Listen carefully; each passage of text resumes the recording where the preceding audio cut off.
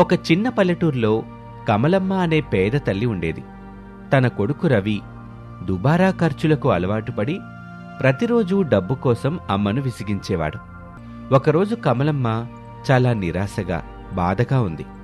కొడుకు కోసం డబ్బు సంపాదించాలని ఇరుగు పొరుగు వారిని అప్పడగటానికి వెళ్ళింది. లలితమ్మా, లలితమ్మా, ఒకసారి ఇలా వస్తావా? ఏంటి కమలమ్మ, ఇంత పొద్దున్నే ఇలాగొచ్చో? నీ ముఖం చూస్తేనే ఏదో కష్టంలా ఉంది. అదేం లేదులే లలితమ్మ, ఒక చిన్న సహాయం అడగడానికి వచ్చాను. మా అబ్బాయి గురించి నీకు తెలిసిందే కదా, కొంచెం పట్టుదల ఎక్కువ. ఏదో పనుందని డబ్బులు కావాలంటున్నాడు. కాస్త నీ దగ్గరుంటే కొద్దిగా అప్పెత్తావా? వచ్చే నెల తప్పకుండా ఇచ్చేస్తాను. అయ్యో కమలమ్మ, నువ్వు వేరే వారిని అడుగులే. నాకు ఈ మధ్య చాలా ఖర్చులొచ్చాయి. ఇప్పుడైతే నా దగ్గర చిల్లి గవ్వ కూడా లేదు. నువ్వు వెళ్ళి మరో చోట చూసుకో అని లలితమ్మ వెంటనే తలుపు మూసేస్తుంది. కమలమ్మ నిరాశగా వెనుతిరుగుతుంది. కమలమ్మ ఇంటికి తిరిగొచ్చింది. కోపంతో ఉన్న రవి ఆమె కోసమే ఎదురు చూస్తున్నాడు. ఏమైందమ్మా, ఎంతసేపు? డబ్బులు తెచ్చావా లేదా? నా స్నేహితులంతా నా కోసం ఎదురు చూస్తున్నారు. నాయనా రవి, కొంచెం శాంతించు. ఎవరిని అడిగినా అప్పు దొరకలేదురా, అందరు ఇవ్వలేమంటున్నారు. నన్నెవరు నమ్మట్లేదు. ఓహో, నమ్మట్లేదా? ఎందుకు నమ్ముతారు? ఇంట్లో ఎప్పుడు చూసినా ఇదే పేదరికం. నీకు చేత కాకపోతే చెప్పు. నాకు ఇల్లు, ఈ పల్లె నచ్చలేదు. నేను వెళ్ళిపోతున్నాను. ఎక్కడికన్నా వెళ్ళి సుఖపడతాను అని రవి కోపంగా అరుస్తూ తల్లి మాట వినకుండా ఇంట్లో నుంచి వెళ్ళిపోతాడు. ఆ బాధని తట్టుకోలేకపోతుంది కమలమ్మ. ఇక మరుసటి రోజు సాయంత్రం 2 కిలోమీటర్ల దూరంలో ఉన్న ఒక కొట్టుకు వెళ్లి సరుకులు తీసుకొస్తుంది.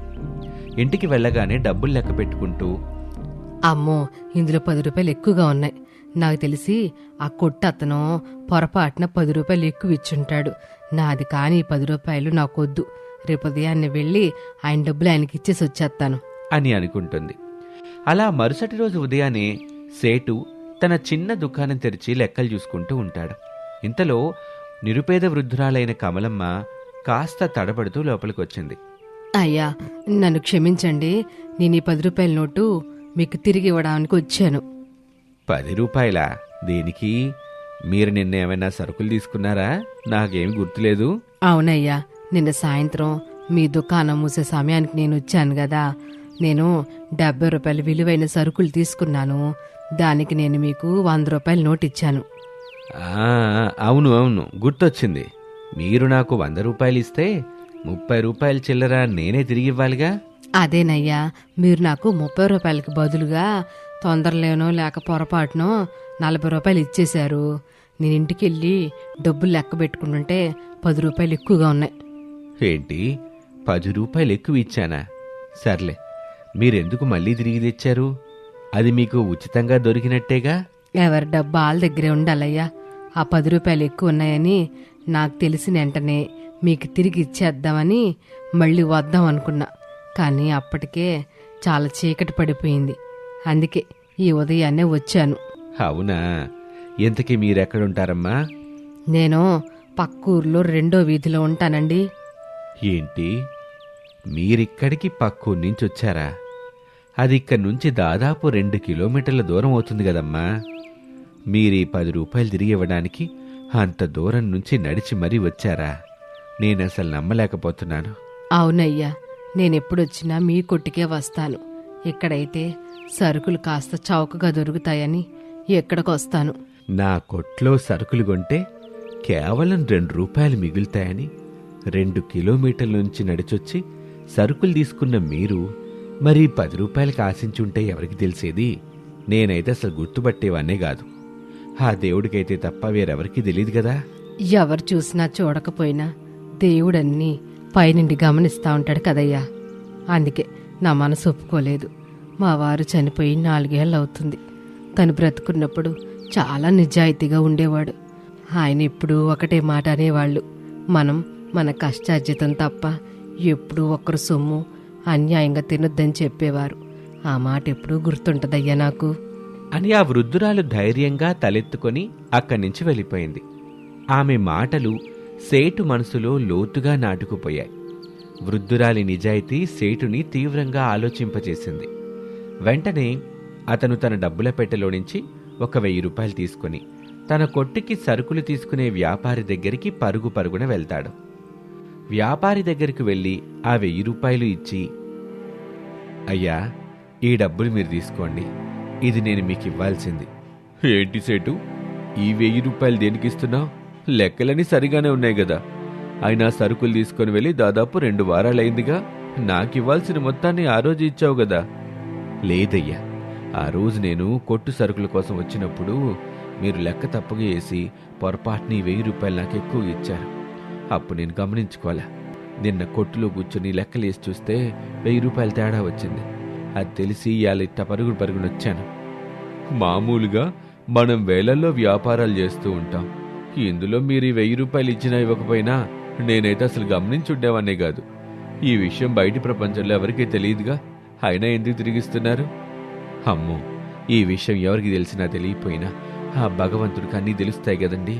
నా మనసు అన్యాయంగా ఆ డబ్బును తీసుకోవడానికి ఒప్పుకోవటం లేదు. అందుకే ఈ ఉదయాన్నే వచ్చి తిరిగి ఇచ్చేస్తున్నాను. నేనెవరిని మోసం చేయలేను. ఏంటో సేటు, ఇవాళ నన్ను చాలా తికమక పెట్టేస్తున్నా. సరే, ఇవ్వు ఆ 1000 రూపాయలు. ఇదిగోండి, నేనింక ఈ నెల మీకు ఎట్లాంటి బాకీ లేను. ఒకవేళ ఉన్నా నాకు లెక్కలేసి చెప్పండి, ఇచ్చేస్తాను. ఆ పైవాడన్నీ చూస్తూ ఉంటాడు కాబట్టి నేనెవరికి బాకీ ఉండాలనుకోవటంలా అని సేటు అక్కడి నుంచి వెళ్ళిపోతాడు. సేటు మాటలు విని వ్యాపారి కూడా ఆలోచనలో పడతాడు. అతనికి చాలా అయోమయంగా ఉంటుంది. వ్యాపారి మనసు సేటు నిజాయితీ మాటలతో కదిలిపోయింది. ఎవరికి తెలిసినా తెలియకపోయినా ఈశ్వరుడు అన్నీ చూస్తూ ఉంటాడు అనే ఆలోచన అతన్ని నిలవనీయలేదు. వెంటనే తన డబ్బుల పెట్టె నుండి 5 లక్షల రూపాయలు తీసుకొని ఒక నిరుపేద కుటుంబం ఇంటికి వెళ్తాడు. ఆ ఇంట్లో తిండికి కూడా దిక్కులేక దీనంగా కూర్చున్న ఒక తల్లి, ఆ తల్లితో గొడవలు పడుతున్న ఒక కొడుకు ఉన్నాడు. ఇంతకీ వ్యాపారి డబ్బులివ్వటానికి వచ్చిన ఇల్లెవరితో తెలుసా? 2 కిలోమీటర్లు నడిచి మరి సేటుకి 10 రూపాయలు తిరిగివ్వటానికి వచ్చిన ఆ వృద్ధురాలిదే. అమ్మా, దయచేసి డబ్బు తీసుకోండి అని వ్యాపారి అంటాడు. కాని ఆమె, ఇవి ఇన్ని డబ్బులా? ఎందుకండి? మాకెందుకు ఇస్తున్నారు? మిమ్మల్ని ఎప్పుడు నేను ఇక్కడ కూడా చూడలేదు అసలు. నన్ను క్షమించండి, నేనొక పెద్ద తప్పు చేశాను. 4 ఏళ్ల క్రితం నా వ్యాపారం మొదలు పెట్టడానికి పెట్టుబడి కోసం మీ భర్త దగ్గర నేను 2 లక్షలు అప్పు తీసుకున్నాను. అప్పుడు ఆయన 5 లక్షలు విలువ చేసే తన 10 సెంట్ల భూమిని అమ్మి నాకు ఆ డబ్బిచ్చారు. అయ్యో, అవునా? మా ఆయన ఎంత దయగలవాడు. ఆ డబ్బు తీసుకున్న కొంతకాలానికి ఆయన చనిపోయారు. అప్పటినుంచి ఆ డబ్బు మీకు తిరిగి ఇవ్వాలనే కోరికుంది. కానీ ఆశ ఎక్కువై ఇవ్వలేకపోయాను. నన్ను మన్నించి ఈ డబ్బులు తీసుకోండి అని అంటాడు. కానీ ఇప్పుడు ఎందుకు తెచ్చారు? ఇన్నాళ్ళు నేనెవరికీ తెలియదులే అనుకొని మర్చిపోయాను. కానీ ఈరోజు నాకు జ్ఞానోదయం అయింది. ఎవరికి తెలిసినా తెలియకపోయినా ఈశ్వరుడు అన్నీ చూస్తున్నాడనే విషయం నేను మర్చిపోయాను. అందుకే ఇప్పుడు నా మనసు బాధపడింది. అన్యాయంగా వచ్చిన ప్రతి పైసాకి లెక్క చెప్పక తప్పదు. అందుకే ఈ 2 లక్షలకు 4 సంవత్సరాల వడ్డీతో సహా కలిపి 5 లక్షలు తిరిగిస్తున్నాను. ఈ డబ్బుతో మీరు మీ కొడుకు సుఖంగా ఉండండి అంటూ ఆ డబ్బుని ఆమె వెనకాల పెట్టి అక్కడి నుంచి వెళ్ళిపోతాడు ఆ వ్యాపారి. అనుకోకుండా ఒకరి 10 రూపాయలు మన చేతికొచ్చినా అవి వారికి తిరిగిస్తే దానికి 100 రెట్లు మనకు అందేలా చేస్తాడు ఆ పరమాత్ముడు. అది మధ్యాహ్న సమయం. ఆ సమయంలో కమలాపురం ఊరి చివర్లో ఉన్న మైలురాయి దగ్గర 2 అధికారులు నుంచొని ఆ ఊరికి రాబోయే రోడ్డుకి మైలురాయి అడ్డుగా ఉందని దాన్ని అక్కడి నుంచి తొలగించాలని ఆలోచిస్తూ ఉన్నారు. దీంట్లో ఇంతలా ఆలోచించాల్సిందేముంది? తొందరగా మనుషుల్ని పిలిపించి ఈ మైలురాయిని తీసేయించండి అని తన తోటి అధికారికి చెప్తాడు. అతను వెంటనే ఊళ్ళోకి వెళ్ళి పిచ్చయ్యని తీసుకుని వచ్చాడు. పిచ్చయ్య గురించి అధికారికి చెప్పాడు. ఏంటి, నీ పేరు పిచ్చయ్య? చాలా వింతగా ఉంది. సర్లేగాని పనైతే మంచిగానే చేస్తావు కదా. అయ్యా, బానే చేస్తానయ్యా. నా పనితనం మీరే సొత్తారుగా అయ్యా. ఎంతకీ పనేంటయ్యా? పనేంటో కూడా చెప్పకుండానే తీసుకొచ్చాడు మావాడు. అలాంటి తెలివైన వాళ్ళు ఉండబట్టే మా పనులు ఇంత గొప్పగా సాగుతున్నాయి. సర్లేగాని ఇదిగో, ఇక్కడున్న ఈ మైలురాయల్ని ఇక్కడి నుంచి తీసేయాలి. అదే నీ పని. ఏంటి, ఈ మైలురాయిని తీసేయాలా? అది నా వల్ల కాదయ్యా. అయినా మైలురాయిని తీసేయడం ఎందుకయ్యా అంటూ తన చేతిలో ఉన్న పలుగుని పక్కన పడేసి మైలురాయి దగ్గరికి వెళ్ళి దాన్ని పట్టుకుంటాడు. ఎవ్వరూ నిన్నిక్కడి నుంచి తీసేయకుండా నేను చూసుకుంటాను, నువ్వేమీ బాధపడబాకు. మైలురాయికి నీకు ఏంటయ్యా సంబంధం? అయ్యా, నా భార్య నా కొడుకు పుట్టిన 2 ఏటి చచ్చిపోయిందయ్యా. ఆన్ని తల్లి తండ్రి నేనే అన్నట్టుగా పెంచాను. నాకెంత కష్టమైనా చదువుల కోసం ఎక్కడెక్కడికో పంపాను. చదువయ్యాక ఆడు మంచి ఉద్యోగంతో వస్తాడనుకుంటే పెళ్లి చేసుకుని పెళ్ళాంతో వచ్చాడు. సర్లే, ఆడు ప్రేమించిన అమ్మాయే కదా అని నేను ఏమీ అనలా. కాని వాడు ఆ అమ్మాయికి మేమెంత అని అబద్ధాలు చెప్పి పెళ్లి చేసుకున్నాడు. లేకపోతే ఆ అమ్మాయి స్వభావమే అంతో తెలియదు గాని మా ఇంట్లో రోజు గొడవలేనయ్యా. నీకు ఈ మైలురాయికి సంబంధం ఏంటో అది మాత్రం చెప్పు, అంతేగాని నీ కొడుకు కోడల గురించి కాదు నేను అడిగింది. అయ్యా, కొద్ది రోజుల క్రితం ఏమైందంటే అని పిచ్చయ్య జరిగిన విషయం చెప్పటం మొదలుపెట్టాడు. పిచ్చయ్య ఇంటి ముందు కూర్చుని తన పనేదో తాను చేసుకుంటూ ఉండగా తన భార్య ఫోటో అమిత వేగంగా వచ్చి తన ముందు పడి పగిలిపోయింది. అయ్యయ్యో, రే కృష్ణ, ఏంట్రా ఈ గోల? మీ కొట్లాట్లో అమ్మ ఫోటో ఏం చేసిందిరా, అలా కింద పడేశారు అని అరిచి ఆ ఫోటోని చాలా జాగ్రత్తగా శుభ్రం చేసి ఇంట్లోకి తీసుకుని వెళ్ళాడు. అమ్మా సత్య, ఎందుకమ్మా రోజు ఈ గొడవలు? నిదానంగా కూర్చుని మాట్లాడుకుంటే సరిపోతుందిగా తల్లి. ఈదిలో అందరూ మీ గొడవలు చూసి నవ్వుకుంటున్నారు. మీరేమో అవన్నీ చూడకుండా రోజు చిన్నటికి గొడవలు పడుతున్నారేంటి తల్లి? మావయ్య, నేను మిమ్మల్ని ఎప్పుడైనా పళ్ళెత్తు మాట అన్నానా? మిమ్మల్నే కాదు, ఈ ఊర్లో ఎవరినైనా ఒక్క మాట అన్నానా? ఈయంత నాకు రోజు గొడవలు అవుతున్నాయంటే ఈయన దగ్గర ఏదో సమస్య ఉందనే కదా అర్థం. పెళ్లికి ముందు చాలా గొప్పలు చెప్పాడు, కానీ ఇప్పుడు చూస్తే ఇక్కడేమీ లేదు. అంతంత కష్టపడి మీరు మా అమ్మా నాన్న మమ్మల్ని చదివించింది ఇలా ఇంట్లో కూర్చొని తింటానికి కాదు కదా మావయ్య. చదివి ఏదైనా సాధిస్తారనే కదా. అదే చెప్తే దానికి ఈయనేదో చెప్తాడు. ఇలా రోజు గొడవ అవుతుంది. సర్లే అమ్మా, నిదానంగా మాట్లాడుకొని తెలుసుకోండి అని చెప్పి బయటకు వెళ్తాడు పిచ్చయ్య. కాని ఎంతకీ వాళ్ళ గొడవ తగ్గకపోవటంతో అక్కడే ఉండి ఆ గొడవని చూడలేక ఊళ్ళోకి నడుచుకుంటూ వెళ్తాడు. అలా చాలాసేపు ఆగకుండా నడుస్తూ ఉంటాడు. అలసట రావటంతో కూర్చోడానికి ఒక చోటు కోసం వెతుకుతూ ఉండగా అప్పుడే అతనికి ఒక మైలురాయి కనిపిస్తుంది. వెంటనే వెళ్ళి దాని మీద కూర్చుంటాడు. ఏంటో ఈ మనుషులు ప్రేమించి పెళ్లిళ్ళు చేసుకుంటారు, ప్రేమ లేనట్టు నిమిషానికో గొడవ పెట్టుకుంటారు. పెళ్ళి అవగానే ప్రేమలన్నీ గాల్లో ఆవిరైపోతాయా?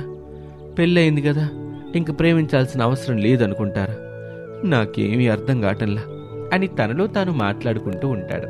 అలా రోజు ఉదయాన్నే రావటం, సాయంత్రం వరకు ఆ మైలురాయి మీద కూర్చొని తనలో తాను మాట్లాడుకోవటం అలవాటుగా మారిపోయింది పిచ్చయ్యకి.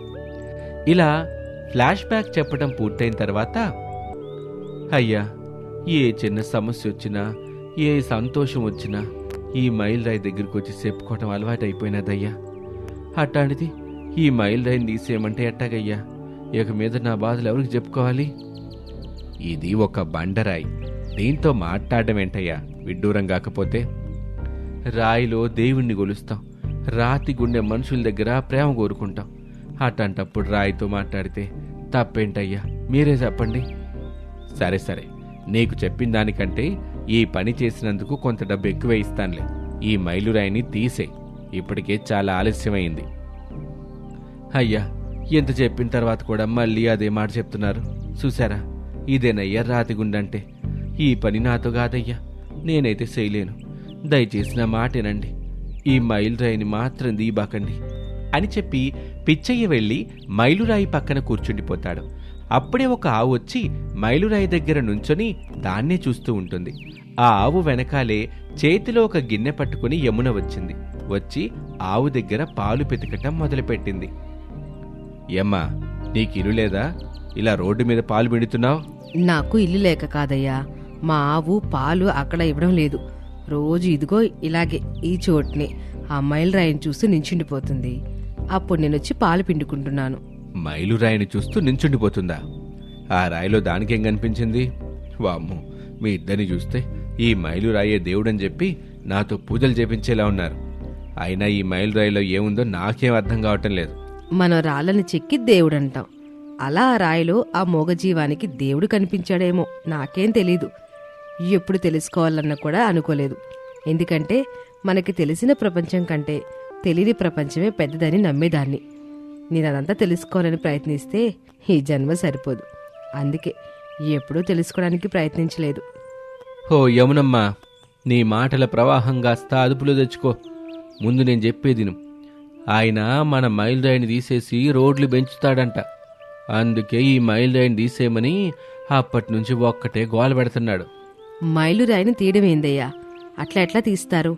మా పిచ్చయ్య మామ పొద్దంతా ఈ మైలురాయి మీదే కూర్చుంటాడు, దాంతోటే మాట్లాడతాడు.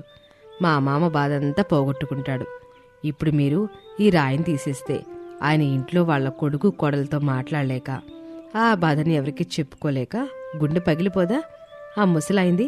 అంతెందుకు, నాకు మొగుడు లేడు, 2 పిల్లల్ని ఇదిగో మా లక్ష్మి ఇచ్చే పాల మీదే ఆధారపడి పెంచుతున్నా.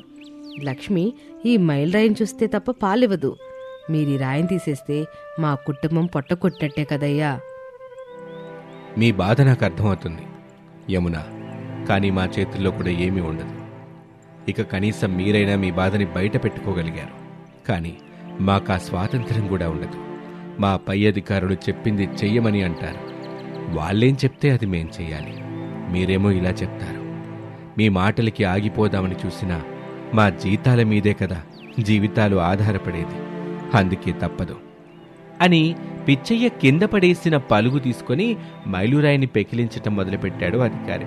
యమున, పిచ్చయ్య ఎంతలా ఆపడానికి ప్రయత్నిస్తున్నా అధికారి తన సహాధికారితో కలిసి మైలురాయిని పెకిలించి కింద పడేస్తాడు. ఇద్దరూ దాన్ని తీసుకుని వెళ్లి కొంత దూరంలో ఉన్న చిన్న కాలువలో నీటిలో పడేస్తారు. మైలురాయి అక్కడ లేకపోవటంతో యమున, పిచ్చయ్య మొహాలు దిగాలుగా అయిపోతాయి. కొద్ది రోజుల్లోనే వాళ్ళ ఊరికి కొత్త రోడ్డు వచ్చింది. ఊరిలో భూమి ధరలు పెరిగాయి. ఊరంతా సంబరపడుతున్నారు, ఒక్క యమున, పిచ్చయ్య తప్ప. ఒకరోజున అధికారి తన ఇంట్లో కూర్చొని పిచ్చయ్య మాటలు వింటే బాధనిపించింది. యమున మాటలు విన్న తర్వాత తన కుటుంబాన్ని కాపాడుకునే మార్గాన్ని మూసేస్తున్నానేమో అనిపించింది. కానీ నేనేమీ చేయలేకపోయాను. ఇలా వీళ్ళిద్దరిది మైలురాయితో ముడిపడి ఉన్న బంధం